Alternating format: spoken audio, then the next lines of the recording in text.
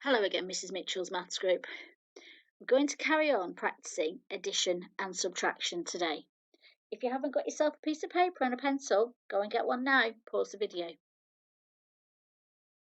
Okay, so today we're going to look at numbers that sometimes might have to go across a whole 10 when we add them up.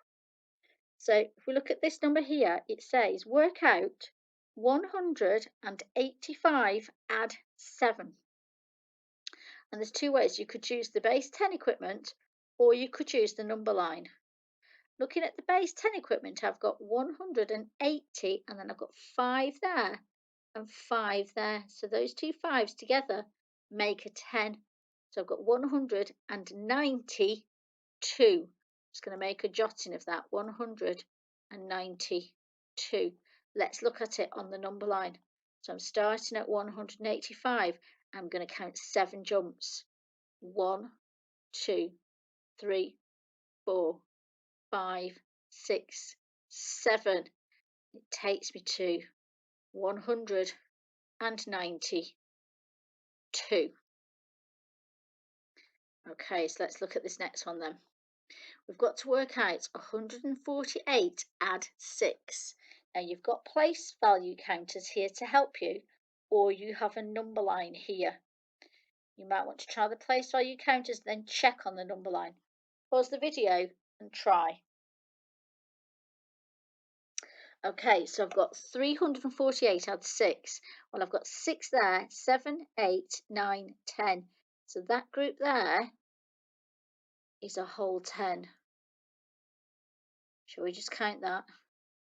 2, 4, 6, 8, 10. Oh, that's a good job that I checked that, isn't it? So that's 8, 9, 10. So that's a 10 there. So I'm going to cross those out and I'm going to give myself another 10. So now I've got 354. Let's just jot that down. 354. Let's try on my number line.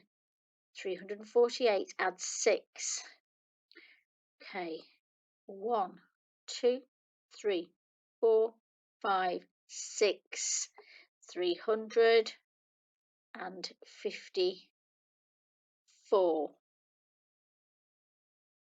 Now, what we're going to try now is, rather than making lots of little jumps on the number line, we're going to try and just do this calculation with 2 jumps only. So I've got 635 add 8. Well, I'm going to see how many will get me to 640.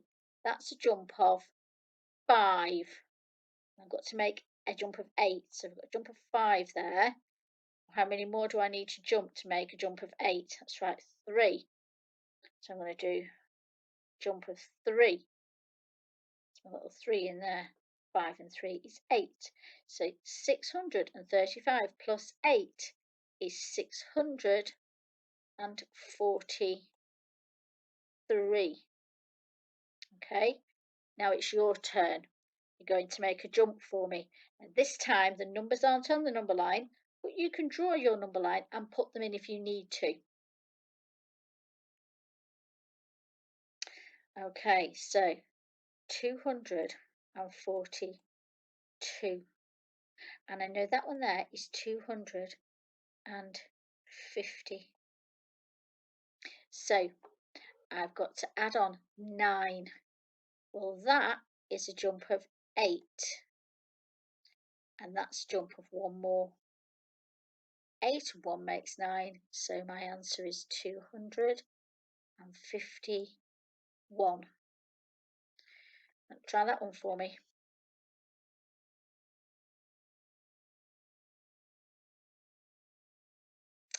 Okay, so I've got 344. To get me to 350, that big jump there will be 6. And I need to add on 7, so I need to do a jump of 1 more, which will take me to 351.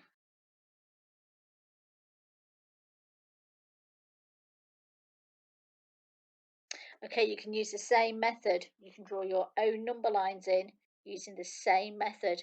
and work out the answers to these 4 calculations. When you've done it, take a picture of it and send it to me so I can see it. Pause the video and have a go. When you're ready, start the video again. Okay, now we're looking for the odd one out, I think. Circle the calculations, or there may be more than one.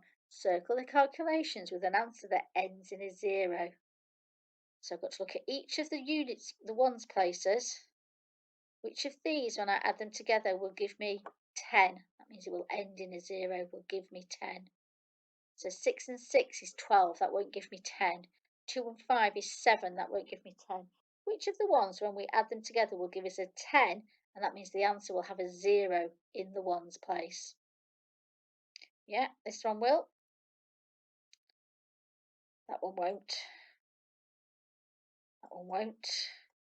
7 and 3 will, and 3 and 7 will. Well done. This is another one that you're going to try on your own, and then you're going to send it to me so I can see it. Pause the video and have a try.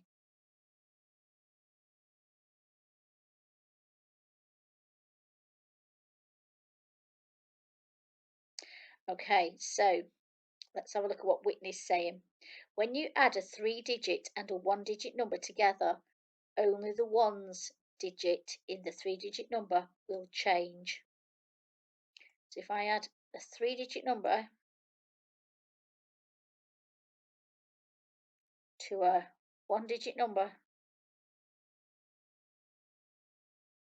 Whitney is saying it's only ever this place where the digit changes. Is she right? Have a think about it. You'll need to explain yourself.